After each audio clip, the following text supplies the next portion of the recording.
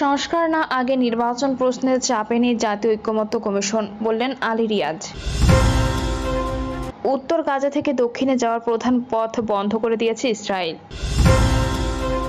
গাজায় গত 48 ঘন্টায় নিহত 970 ফিলিস্তিনি। জানাবো বেড়েছে চালের দাম। শুনছিলেন সংবাদ শিরোনাম, এবারে বিস্তারিত।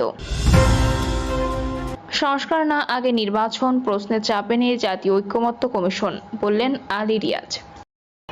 জাতীয় ঐকমত্য কমিশনের সহসভাপতি ও সংবিধান সংস্কার কমিশনের প্রধান আলী রিয়াজ বলেছেন, সংস্কার না আগে নির্বাচন প্রশ্নে কোনো ধরনের চাপে নেই জাতীয় ঐকমত্য কমিশন। আমাদের যে দায়িত্ব দেওয়া হয়েছে আমরা তাই করছি। জামায়াত ইসলামীর পক্ষ থেকে সংস্কার প্রস্তাব জমা শেষে রাজনৈতিক কোনো চাপে রয়েছে কিনা কমিশন জানতে চাইলে কমিশনের সহসভাপতি আলী রিয়াজ বলেন, জাতীয় ঐকমত্য কমিশনের প্রধান এই অন্তর্বর্তীকালীন সরকারের প্রধান ডক্টর ইউনূস। সুতরাং চাপের কোনো প্রশ্ন আসে না বা দেখতে পাই না। রাজনৈতিক দলগুলো বলবে তাদের দায়িত্ব সুপারিশ তুলে ধরা, সেটার প্রক্রিয়া চলছে। আমরা তাদের দেওয়া সুপারিশ নিয়ে আলোচনা করে সংস্কারের জন্য একটা জায়গায় যেতে চাই, সুতরাং আমরা চাপে নেই। তিনি বলেন, আপনারা জানেন রাজনৈতিক দলগুলোর কাছে আমরা জাতীয় সংস্কারের মতামত চেয়েছিলাম।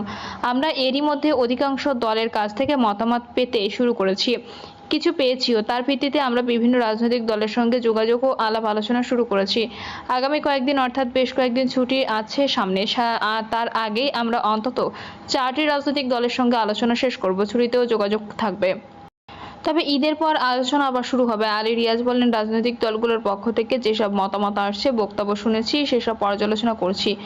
আমরা আশা করছি যে বিভিন্ন বিষয়ে আমরা একমতের বিষয়ে আসতে পারবো। যেসব মতামত আসছে ও জনসম্মুখে তারা যা বলেছে তাতে আশাবাদী হওয়ার কারণ আছে। রাজনৈতিক দলগুলোর মধ্যে সংস্কারের ব্যাপারে কোনো ধরনের সংশয় দ্বিধা নেই। রাজনৈতিক দলগুলো চায় যে এখনকার যে পরিস্থিতি তা থেকে বেরিয়ে আসার পথ সংস্কার। দ্বিতীয়ত, যে রাজনৈতিক দলগুলো সংস্কার প্রক্রিয়ায় অংশ নিতে চায় তারা সহযোগিতা করছে অব্যাহত রেখেছে। আমরা মনে করি সংস্কারের ব্যাপারে আমরা অগ্রসর হব। কতটা সময় লাগবে তা নির্ভর করছে যে আলোচনাটা কিভাবে অগ্রসর করছি।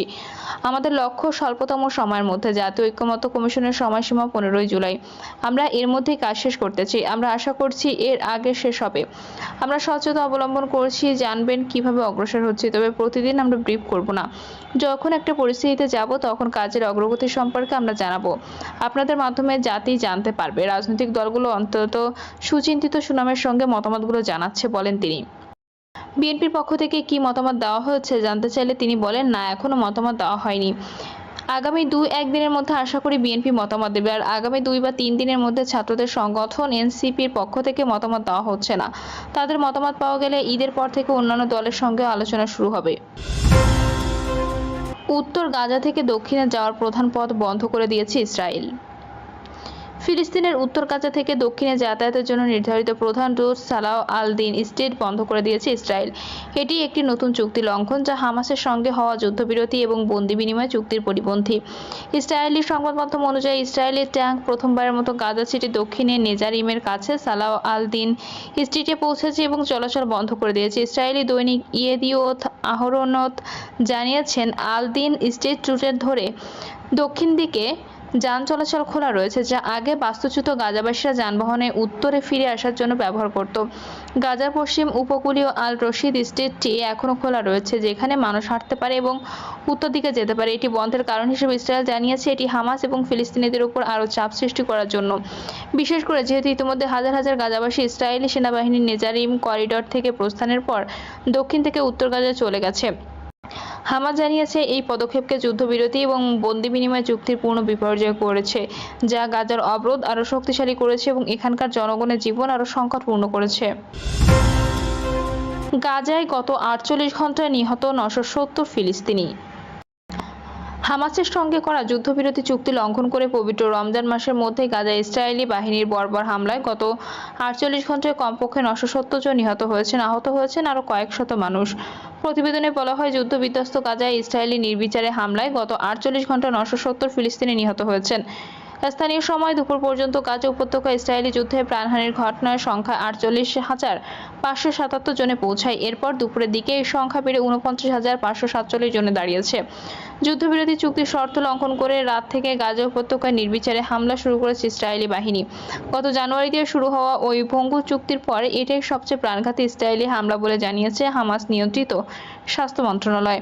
এদিকে গাজায় নিযুক্ত জাতিসংঘের একটি ভবনে ইসরায়েলি সামরিক বাহিনী হামলা চালিয়েছে। এই হামলায় সেখানে সংস্থাটির অন্তত একজন বিদেশি কর্মী নিহত ও 5 জন গুরুতর আহত হয়েছেন।